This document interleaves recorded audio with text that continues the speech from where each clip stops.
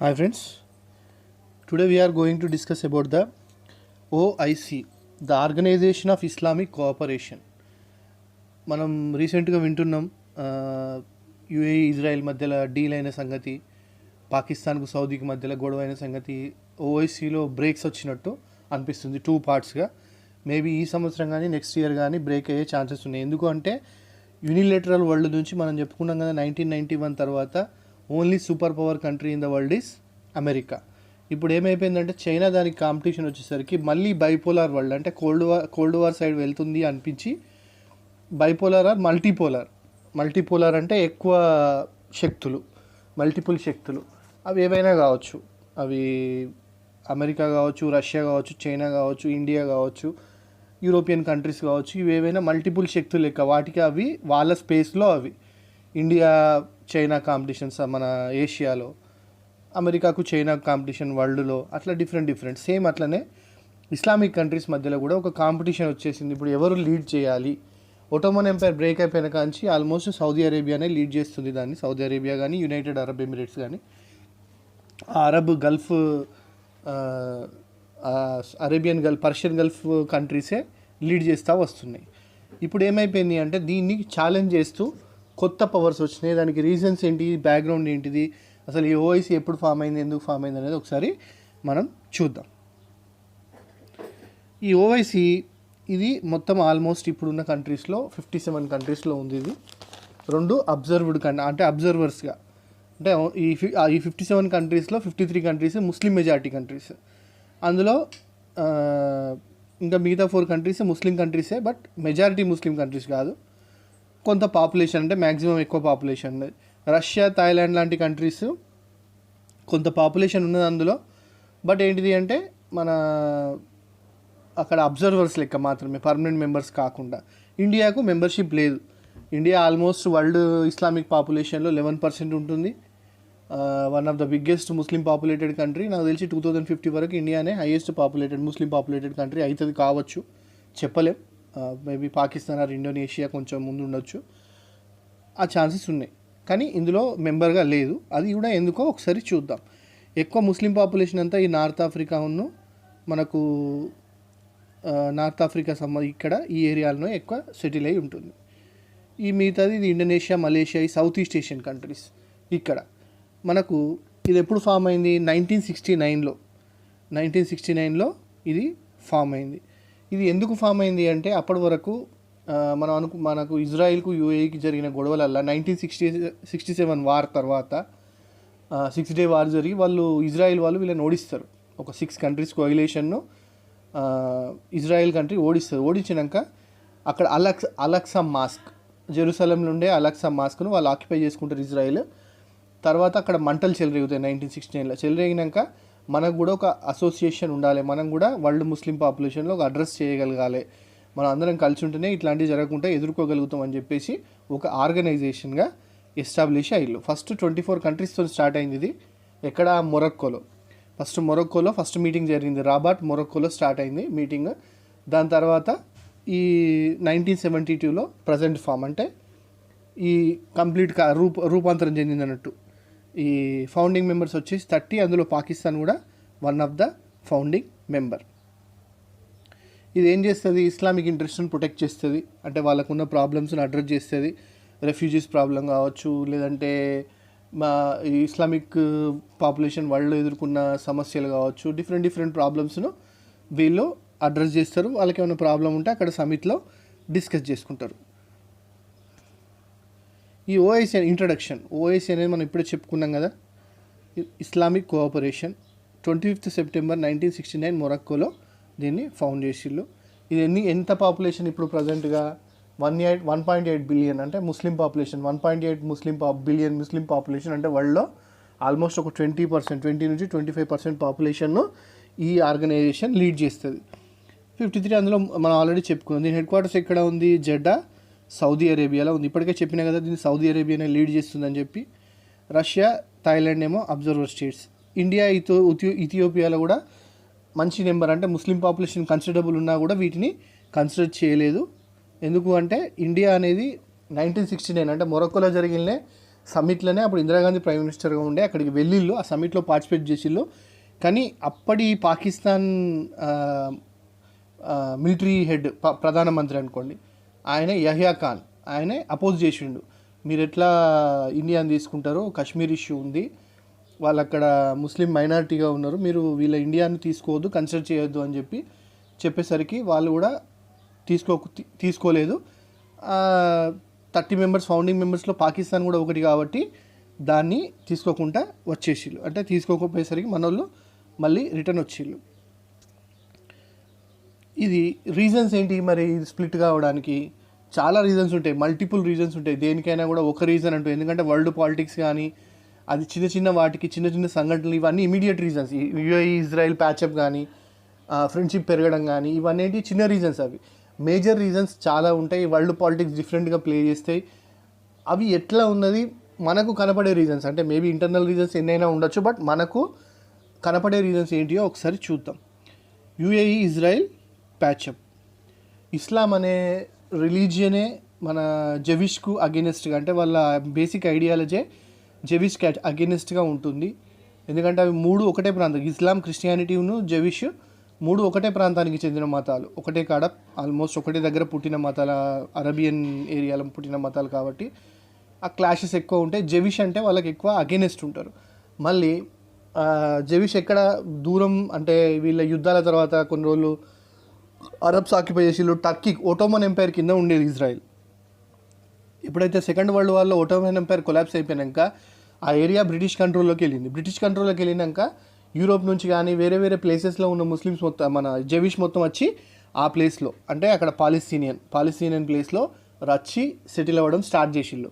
Settle అవ్వడం start చేసినాక second world war తర్వాత, అంటే ఎప్పుడైతే మన హిట్లర్ది హోలోకాస్ట్ కానీ గ్యాస్ ఛాంబర్ కానీ స్టార్ట్ అయిపోయిందో వాళ్ళు వచ్చి ఇక్కడ సెటిల్ కావడం, మాకు కూడా ఒక కంట్రీ కావాలి, జైనిస్ట్ మూవ్మెంట్ అనేది ఒకటి స్టార్ట్ చేసి రిలీజియస్ మూవ్మెంట్ ఇక్కడ కంట్రీ అని వచ్చేసి 1947 తర్వాత 2 కంట్రీస్గా ఫామ్ అయింది.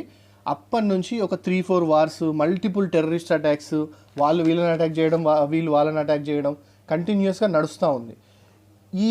ఈ వాతావరణంలో యుఏఈ రీసెంట్గా ఇజ్రాయెల్తో ప్యాచప్ చేసుకుంది. ఏంటిది? బిజినెస్ రిలేషన్స్ మెయింటైన్ చేద్దాం, టెక్నాలజీ షేరింగ్లో కావచ్చు, నార్మల్ టూరిజంకి సంబంధించి కావచ్చు, అట్లాంటి రిలేషన్స్, అంటే నార్మల్ కంట్రీస్లో ఎట్లాంటి బిజినెస్ రిలేషన్స్ ఉంటాయో అవి. ఇంతకుముందు అసలు యుఏఈని ముస్లిం కంట్రీస్ ఏవి ఒక కంట్రీగా గుర్తించకపోయేది, ఒక టర్కీ ఎక్సెప్ట్ టర్కీ తప్ప. టర్కీ ఇంకో చిన్న చిన్న కంట్రీస్ ఏవి ఉన్నాయి, అవి అన్ఇంపార్టెంట్ కంట్రీస్. ఈజిప్ట్, జోర్డాన్ వీటితో పీస్ ట్రీటీ ఉంది ఇజ్రాయెల్తో, కాబట్టి అవి గుర్తించాలి, తప్పదు కాబట్టి గుర్తిస్తున్నాయి. Egypt and Lebanon. కానీ ఇక్కడ ఏమైపోయిందంటే యూఏఏ ఆల్మోస్ట్ వాళ్ళని లీడ్ చేస్తుంది కాబట్టి మల్టిపుల్ ఎక్కువ సంఖ్యలో యుఏఈ వాళ్ళే ఒక 7 చిన్న చిన్న ప్రావిన్సెస్ కలిసి యునైటెడ్ అరబ్ ఎమిరేట్స్ కాబట్టి వీళ్ళను ప్యాచప్ చేసేసరికి అక్కడ ఉన్న మిగతా ముస్లిం కంట్రీస్కి ఒక ఛాన్స్. ఇది అఫీషియల్గా ఇదే రీజన్ కాదు, బట్ ఏంటిదంటే పబ్లిక్ను ఎక్కువగా అగెనిస్ట్ చేయడానికి వీళ్ళ డెసిషన్ తప్పు. అంటే వరల్డ్లో ఉన్న ముస్లిం పాపులేషన్ అందరికీ వీళ్ళు జెవిష్తో ఫ్రెండ్షిప్ చేస్తారు, ఎవరైతే మన ప్లేసెస్ని ఆక్యుపై చేసుకున్నారో వాళ్ళతోనే ఫ్రెండ్షిప్ చేస్తున్నారు, అంటే వీళ్ళు ముస్లిం రిప్రజెంటేటివ్స్ కాదు, మేము మాత్రమే ఒరిజినల్ ముస్లిం రిప్రజెంటేటివ్స్ అని చెప్పి ఒక స్ప్లిట్ తీసుకురావడానికి ట్రై చేస్తున్నారు. అది కొంత మాసెస్లో వెళ్ళింది కూడా, కొంచెం సక్సెస్ అయ్యే ఛాన్సెస్ కూడా ఉంది. ఎందుకంటే జెవిష్ను అంత ఈజీగా డైజెస్ట్ చేసుకోలేదు. వీళ్ళకు అక్కడ పక్కపక్కకే ఉంటారు, ఎప్పటికి యుద్ధం జరుగుతుంది కాబట్టి వీళ్ళకి తప్పదు. బట్ దూరంగా ఉన్న కంట్రీస్ వాళ్ళకు డిఫరెన్స్ తెలియదు, ఎందుకు ఇంత తొందరగా వీళ్ళతో అవుతున్నారని. అమెరికా ఫోర్స్తో కూడా వీళ్ళు ప్యాచప్ కావచ్చు. అమెరికా మనం అది తర్వాత డిస్కస్ చేసుకున్నాం, యూఎస్ఏ, చైనా దాంట్లో వస్తుంది. రీసెంట్గా ఏంటిదంటే పాకిస్తాన్ అండ్ కాశ్మీర్ ఇష్యూ. ఓఐసీలో నేను చెప్పిన కదా 1969లో అయిన మీటింగ్లో ఇండియా జాయిన్ అవుతా అంటే పాకిస్తాన్ అడ్డుపట్టిందని. సేమ్ ఇక్కడ కూడా అదే జరిగింది. ఏం చేసిళ్ళు వాళ్ళు? కాశ్మీర్ ఇష్యూ మీద ఓఐసీ మీటింగ్ పెట్టాలి అంటే రీసెంట్గా కాశ్మీర్ మొన్న ఆర్టికల్ 370 తీసేసి ఒక 1 year అవుతుంది కదా, ఆ ఒక 1 month ముందు నుంచి సౌదీ ఏం మాట్లాడతలేదు దాని మీద. మీరు కంపల్సరీ ఒక మీటింగ్ పిలవాలి, ఎందుకంటే వాళ్ళే హెడ్ కాబట్టి మీరు మీటింగ్ పిలిస్తే అందరం కలిసి మనం ఒక డెసిషన్ తీసుకొని కాశ్మీర్ మీద ఒక తీర్మానం చేసి మనం ఇండియాకి ఇద్దాం, వాళ్ళ అట్రాసిటీస్ అక్కడ ఎక్కువ ఉన్నాయి అని చెప్పి. సౌదీకి కూడా తెలుసు ఇండియాలో పెద్ద అట్రాసిటీస్ జరగవు, హ్యూమన్ రైట్స్ ఉన్న 57 కంట్రీస్ కంటే ఇండియా బెటర్గా మెయింటైన్ చేస్తుంది. అది వాళ్ళకి తెలుసు కాబట్టి మళ్ళీ బిజినెస్ రిలేషన్స్ కూడా తీసిపారేయలేరు కదా. ఒకవేళ డిసిషన్ తీసుకున్నా పెద్దగా చేసేది ఏమి ఉండదు ఇండియాను, బట్ బిజినెస్ పరంగా కొంచెం ఇబ్బందులు కావచ్చు. ఇక్కడ ఏమైపోయింది, పాకిస్తాన్కి అగెనిస్ట్గా అంటే పాకిస్తాన్ చెప్పిన ఇష్యూని వాళ్ళు వినకపోయేసరికి అక్కడ పాకిస్తాన్ ఫారెన్ మినిస్టర్ ఆయన ఏం చేసిండు, రూడ్గా మాట్లాడిండు. ఏమని, మీరు కాకుంటే మేము ఇంకో అలయన్స్ పెట్టుకుంటాం నెక్స్ట్ ఇయర్ వరకు, ఓఐసీలో స్ప్లిట్ తీసుకొస్తాం, ఇంకొక ఇస్లామిక్ అలయన్స్ మేమే స్టార్ట్ చేసుకుంటాం సొంతంగా అని చెప్పి ఒక మాట జారేసరికి ఏమైపోయింది, పాకిస్తాన్కి ఎక్కువ హెల్ప్ చేసే సౌదీనే. వీళ్ళకి సంబంధించిన ఒక 60-70 లక్షల మంది పాపులేషన్ కూడా అక్కడ వర్క్ చేస్తారు. సౌదీ ఏమైపోయింది, ఇదివరకు ఒక 6.2 బిలియన్ లోన్ ఇచ్చింది వాళ్ళకు, 3.2 బిలియన్ ఏమో ఆయిల్ ఎక్స్చేంజ్, ఆయిల్ రిజర్వ్స్ అంటే ఇప్పుడు తీసుకొని ఉద్దరబెట్టి కొన్ని రోజుల తర్వాత కట్టుకునేటట్టు అట్లా చేసిళ్ళు. ఇంకో 3 బిలియన్ ఏమో ఫారెన్ రిజర్వ్స్లో వాళ్ళకు అప్పుగా ఇచ్చిళ్ళు. దాంతో వాళ్ళకి సౌదీ వాళ్ళకి కోపం వచ్చి ఏం చేసిళ్ళు, మా మనీ మాకు ఇచ్చేయండి, 1 బిలియన్ ఫస్ట్ అయితే ఇవ్వండి, మిగతా తర్వాత ఇవ్వండి అని చెప్పేసరికి ఇప్పుడు వాళ్ళు 1 బిలియన్ వేరే కంట్రీస్ నుంచి వచ్చి తీసుకొని ఇస్తున్నారు. దాన్ని బాజ్వా వాళ్ళ వాళ్ళ ఆర్మీ చీఫ్, పాకిస్తాన్కు హెడ్ ఆర్మీ చీఫే, ప్రైమ్ మినిస్టర్ ఇమ్రాన్ ఖాన్ వాళ్ళంతా పప్పెట్స్, జస్ట్ ఒక ఆర్మీకి ఒక దేశం ఉంది అక్కడ అంతే. వాళ్ళు ఆయన వెళ్ళిండు సౌదీకి, అక్కడ సల్మాన్తో సౌదీ రాజు సల్మాన్తో మాట్లాడడానికి వెళ్ళి మాట్లాడుతున్నాడు. ఇంకేం డెసిషన్ రాలేదు. బట్ పాకిస్తాన్ మాత్రం దీని నుంచి దూరం జరిగే ఛాన్సెసే ఎక్కువ ఉన్నాయి. ఈ మానిటరీ రిలేషన్ అనేది లేకుంటే మాత్రం దూరం జరిగే ఛాన్సెస్ ఎక్కువ ఉన్నాయి. వాళ్ళు కూడా చూస్తున్నారు పాసిబిలిటీస్ దేనికి. రీసెంట్గా చైనా కూడా దగ్గర అవుతున్నారు వాళ్ళు. ఇదివరకు అమెరికన్ లాబీలో ఉండే పాకిస్తాన్, ఇప్పుడు చైనా లాబీలోకి వెళ్తున్నారు. కాబట్టి ఈ డిఫరెన్సెస్ కూడా అట్లా కూడా మల్టిపుల్గా కూడా ప్లే చేయొచ్చు. మళ్ళీ ఇండియాది కూడా రోల్ యూఏఈ కంట్రీస్లో, ఈ అరబ్ కంట్రీస్లో బాగా పెరిగింది. ఎట్లా, 2019లో సుష్మా స్వరాజ్ను, ఫారెన్ మినిస్టర్ సుష్మా స్వరాజ్ను అప్పుడు ఆమె ఉన్నప్పుడు వీళ్ళు ఓఐసీ మీటింగ్కు చీఫ్ గెస్ట్కి ఇన్వైట్ చేసి, అది పాకిస్తాన్కు చాలా కోపం వచ్చింది. మాకు పడని వాళ్ళతో ఎట్లా మీరు పిలుస్తారు అది అని చెప్పేసరికి అప్పటి నుంచి చిన్న చిన్న గొడవలు అవుతున్నాయి. అది ఇప్పుడు కంటిన్యూ అవుతుంది, కొంచెం పెద్ద కూడా అయ్యే ఛాన్సెస్ ఉన్నాయి. టర్కీ వాంట్ టు బి ఖలీఫా. నేను చెప్పినా కదా, ఒక 400 years ఒటోమన్ ఎంపైర్ను టర్కీనే రూల్ చేసింది. ఒటోమన్ ఎంపైర్ అంటే టర్కీ హెడ్ క్వార్టర్స్ కాబట్టి, మన ఇస్తాంబుల్ కాబట్టి అదే రూల్ చేసింది ఒటోమన్ ఎంపైర్ను. వాళ్ళకు మళ్ళీ ఒకసారి మేము ముస్లిం వరల్డ్ రూల్ చేయాలి, ఎర్డోగాన్ ఇప్పుడు ఎవరైతే లీడర్ ఉన్నాడో వాళ్ళ ఎర్డోగాన్ ఆయనే ఎక్కువ ట్రై చేస్తున్నాడు. ఖలీఫా, న్యూ ఖలీఫా, అప్పుడు ఖలీఫా అనేది కదా హెడ్ను, ఇస్లామిక్ వరల్డ్ మొత్తం హెడ్ను ఖలీఫా అనేది. మన ఇండియాలో కూడా మనం చూసినాం, 1917లో సెకండ్ వరల్డ్ వార్లో ఒటోమన్ ఓడిపోయినాక ఇక్కడ ఖిలాఫత్ మూమెంట్ వచ్చింది మన ఇండియాలో బ్రిటన్కి అగెనిస్ట్గా. సేమ్ ఇక్కడ కూడా ఖలీఫా, వరల్డ్కు నేను ఖలీఫా లెక్క ఉండాలని ఈ మధ్యలో చైనా, మన టర్కీ, పాకిస్తాన్, మలేషియా కలిసి కశ్మీర్ ఇష్యూ మీద యూఎన్లో మాట్లాడితే ఏమైంది, మన ఇండియా వాళ్ళతోని బిజినెస్ రిలేషన్, మలేషియాతో అప్పుడున్న ప్రధానమంత్రి ఎవరు మహతీర్ మొహమ్మద్ను అపోజ్ చేస్తూ వాళ్ళతో బిజినెస్ రిలేషన్స్ కట్ చేసుకునేసరికి అక్కడ లోకల్గా రెవల్యూషన్ వచ్చి మహతీర్ మొహమ్మద్ను తీసేసిళ్ళు, ప్రైమ్ మినిస్టర్గా తీసేసి వేరే ఆయనను ఇప్పుడు పెట్టిళ్ళు. టర్కీ కూడా వాళ్ళ మాటలను వెనకకు తీసుకున్నది, ఇప్పుడు సైలెంట్గా ఉంది. ఇండియా విషయంలో సైలెంట్గా ఉంది, but they want to lead the world. రీసెంట్గా గ్రీస్ సంబంధించి కానీ, సిరియా వార్లో కానీ అన్నిట్లో వాళ్ళు ట్రై చేస్తున్నారు, మేమే లీడ్ చేయాలి అని చెప్పి. సౌదీని కాదు, మేమే లీడర్షిప్ తీసుకోవాలని మాస్లో కూడా, అంటే లోకల్ పీపుల్లో కూడా ఇప్పుడు మన టర్కీ కొంచెం ఇన్ఫ్లుయెన్స్ కూడా బాగా పెరుగుతుంది. బట్ రెవెన్యూ పరంగా వీళ్ళంత స్ట్రాంగ్ కాదు వాళ్ళు, బట్ కొంత ఐడియాలజీ పరంగా కొంచెం బెటర్ వాళ్ళు, అంటే పబ్లిక్లో. ఇరాన్స్ అంబిషన్, ఒకవేళ ఇంకో అలియన్స్ కనుక అయితే దాంట్లో మేజర్ కంట్రీస్ కొన్ని సౌత్ ఆఫ్రికన్ కంట్రీస్ కొన్ని ఉంటాయి, బట్ అది ఎవరు కన్సిడర్ చేయరు పెద్దగా. ఎందుకంటే అది చైనాతో రిలేషన్ క్లోజ్గా ఉన్నవి, లేదంటే ఏమైనా టెర్రరిస్ట్ కంట్రీస్ అట్లా ఏమైనా ఉంటే వాళ్ళు అది చేస్తారు తప్ప, వాళ్ళు ఉన్నా కూడా పెద్దగా వాటికి ఇంపార్టెన్స్ కూడా ఉండదు. బట్ మేజర్ కంట్రీస్ వచ్చేసి ఖతర్, టర్కీ, ఇరాన్, పాకిస్తాన్, ఈ 4 కంట్రీస్ మేజర్గా ఉండే ఛాన్సెస్ ఉన్నాయి. వీటన్నిటికీ చైనాతో మంచి రిలేషన్స్ ఉన్నాయి. కానీ ఇరాన్ ఒకటి డిఫరెంట్ కంట్రీ వీటితో పోలిస్తే. ఎందుకు అంటే ఇరాన్ షియట్ మెజారిటీ కంట్రీ. మనకు తెలుసు కదా, ముస్లింలో కూడా చాలా సెక్ట్స్ ఉంటాయి, సున్నీస్, షియాస్, ఇంకా చాలా కుర్ద్స్ కానీ చాలా సెక్ట్స్ ఉంటాయి. ఇదేంటిది, మిగతా అంతా ఈ సౌదీ కానీ దుబాయ్ ఇవన్నీ సున్నీ డామినేటెడ్. టర్కీ కూడా సున్నీ డామినేటెడ్ ఆల్మోస్ట్, పాకిస్తాన్ కూడా. బట్ ఇరాన్ అట్లా కాదు, షియట్ డామినేటెడ్. మళ్ళీ ఇరాన్ అంబిషియస్ కంట్రీ కొంచెం, ఎందుకంటే మళ్ళీ పవర్ఫుల్ కంట్రీ కూడా అది, ఎక్కువ పాపులేషన్ పరంగా అయినా ఎక్కువనే ఉంటుంది అది వీళ్ళతో పోలిస్తే. మన ఎకనామీ పరంగా అయినా, మళ్ళీ cultural civilisation point of view చూసినా కూడా, ఎడ్యుకేషనల్ పాయింట్ ఆఫ్ వ్యూ చూసినా కూడా కొంచెం వాళ్ళు ఫార్వర్డ్ మిగతా వాళ్ళందరికంటే. కాబట్టి వాళ్ళ ఏంటిది, ఇరాన్ అంబిషన్ ఏంటిది, మేము లీడ్ చేయాలి వరల్డ్ను, ఇస్లామిక్ వరల్డ్ను. వీళ్ళు కాకుండా వాళ్ళు టర్కీ ఒకవేళ లీడర్ అయినా కూడా వీళ్ళు ఒప్పుకోరు, ఒకవేళ వాళ్ళ గ్రూప్లో ఉన్నా కూడా అంత ఈజీ కాదు ఇరాన్తో. అదొక ప్రాబ్లం ఉంది. ఇంకోటి ఏంటిది, యూఎస్ఏ, చైనా. నేను ఆల్రెడీ చెప్పినా కదా, ఈ పాకిస్తాన్ కానీ టర్కీ కానీ, టర్కీ నాటోలో మెంబర్, అంటే నాటో అంటే యూరోపియన్ యూనియన్కి సంబంధించిన మెంబర్. వాళ్ళ north Atlantic treaty of association, వాళ్ళ ఆర్మీని మెయింటైన్ చేస్తున్న దాంట్లో టర్కీ కూడా మెంబర్, అంటే అమెరికాకు చాలా క్లోజ్ వాళ్ళు. బట్ రీసెంట్గా రష్యా దగ్గర నుంచి S-400 యాంటీ డిఫెన్స్ మిసైల్ కొనేసరికి అమెరికాతో రిలేషన్స్ కొంచెం దెబ్బతిన్నాయి వాళ్ళకు, టర్కీకి. ఇప్పుడు చైనాకు కొంత క్లోజ్ అవుతుంది. సేమ్ ఇరాన్ కూడా అంతే. ఇరాన్లో రీసెంట్గా $400 బిలియన్ మేము ఇన్వెస్ట్ చేస్తామని చెప్పి చైనా అంది. ఇరాన్ ఫస్ట్ నుంచి అమెరికాకి అగెనిస్ట్.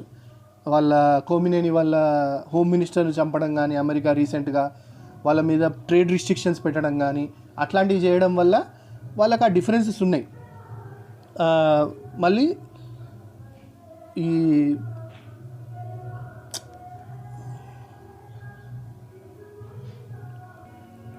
చైనా వాళ్ళు ఇరాన్లో ఇన్వెస్ట్ చేస్తున్నారు కాబట్టి వాళ్ళు కూడా ఆటోమేటిక్గా ఎవరైనా కూడా వాళ్ళకు యూరోప్ నుంచి ఇన్వెస్ట్మెంట్ రాకుండా, అమెరికా నుంచి ఇన్వెస్ట్మెంట్ రాకుండా, ఇండియా వాళ్ళ ఆయిల్ పర్చేజ్ చేయకుండా అమెరికా రిస్ట్రిక్షన్ చేసేసరికి వాళ్ళకి ఖచ్చితంగా ఇన్వెస్ట్మెంట్ అయితే కావాలి కదా వాళ్ళకి, కంట్రీ డైలీ నడవాలంటే. కాబట్టి వాళ్ళు చైనా సైడ్ వెళ్ళే ఛాన్సెస్ ఎక్కువ ఉన్నాయి. ఇది ఒకటి చాలా డేంజర్. ఈ ఇరాన్ కంట్రీ కనుక చైనా సైడ్ షిఫ్ట్ అయితే కనుక అక్కడ టెక్టానిక్గా చాలా షిఫ్ట్స్ వస్తాయి. దుబాయ్ ఈ ఇజ్రాయెల్తో టైఅప్ చేసుకోవడానికి కూడా రీజన్ ఇదే. యూఏఈ ఇజ్రాయెల్తో టైఅప్ చేసుకోవడానికి మేజర్ రీజన్ ఇరానే. ఎందుకంటే ఇరాన్ను ఎదుర్కోవడం దుబాయ్తో కాదు. దుబాయ్ ఇండివిజువల్గా వాళ్ళకి ఆర్మీ ఉండదు, వాళ్ళకి అంత టెక్నాలజీ ఉండదు, రెవెన్యూ ఉంటుంది. బట్ వాళ్ళ ఒక ఐడియాలజీ, ఒక కంట్రీ అట్లా ఏమి ఉండదు, వాళ్ళ కరెక్ట్ స్ట్రక్చర్ కూడా కాదు, ఎడ్యుకేషనల్ పాయింట్ ఆఫ్ వ్యూ కూడా. అదే ఇజ్రాయెల్ మోస్ట్ పవర్ఫుల్ కంట్రీ ఆ ఏరియాలో, వరల్డ్లో కూడా one of the most powerful country. వాళ్ళు ఏంటంటే వాళ్ళతో టైఅప్ ఉంటే టెక్నాలజీ షేరింగ్ ఉంటుంది, ఎట్లా మళ్ళీ ఆర్మీ పరంగా కూడా ప్రొటెక్షన్ ఉంటుంది, మిలిటరీ పరంగా కూడా ప్రొటెక్షన్ ఉంటుంది. ఇరాన్ నుంచి మనం ప్రొటెక్ట్ చేసుకోవచ్చు అని చెప్పి మేజర్గా ఇది చేసుకున్నారు. ఎందుకంటే మనం ఈ సౌదీకి యెమెన్కు మధ్యలో ఎప్పటికీ గొడవలు జరుగుతూ ఉంటాయి. సౌదీతోని యెమెన్కు అక్కడ వీళ్ళ టెర్రరిస్టులు అంటే మన హెజ్బుల్లా టెర్రరిస్ట్ ఉంటారు, వాళ్ళు ఇరాన్ సపోర్ట్ చేసే టెర్రరిస్ట్. వాళ్ళు సౌదీ మీద ఎప్పటికీ యుద్ధం చేస్తూ ఉంటారు. అమెరికా నుంచి పర్చేజ్ చేసి మిలిటరీ ఎక్విప్మెంట్ వాళ్ళతో యుద్ధం చేస్తుంది. బట్ అక్కడ యుద్ధం చేస్తారు కానీ ఆ టెక్నాలజీ తెలియదు కదా, మళ్ళీ అమెరికా సైనికులు వచ్చే వాళ్ళతో కొట్లాడాలి. అదే మన ఇజ్రాయిల్ ఉందనుకోండి, వాళ్ళు ఆపరేట్ చేస్తారు, వాళ్ళ పక్కకే కాబట్టి ఎప్పుడంటే వాళ్ళప్పుడు హెల్ప్ చేస్తారు, ఈజీగా ఉంటుంది. ఇంకోటి ఏంటిది, ఈ దుబాయ్ కానీ సౌదీ కానీ వీళ్ళకు అమెరికాతో రిలేషన్ మంచిగా ఉంది ఫస్ట్ నుంచి కూడా. చైనాతో కూడా ఉంది, చైనా కూడా వీళ్ళతో రిలేషన్, ఇజ్రాయిల్తో కానీ సౌదీ కంట్రీస్తో కానీ చైనా కూడా రిలేషన్ దెబ్బతినదు. ఎందుకంటే బిజినెస్ పరంగా వాళ్ళు చాలా ఇంపార్టెంట్. ఇంకోటి ఇజ్రాయిల్కి అగెన్స్ట్గా టర్కీ కూడా వెళ్ళదు. టర్కీ ఫస్ట్ ముస్లిం కంట్రీస్లో మన ఇజ్రాయెల్ను రికగ్నైజ్ చేసిన ఫస్ట్ కంట్రీ టర్కీనే. ఆల్మోస్ట్ వాళ్ళిద్దరి మధ్యలో ట్రేడ్ $150 బిలియన్ ట్రేడ్ నడుస్తుంది వాళ్ళ మధ్యలో.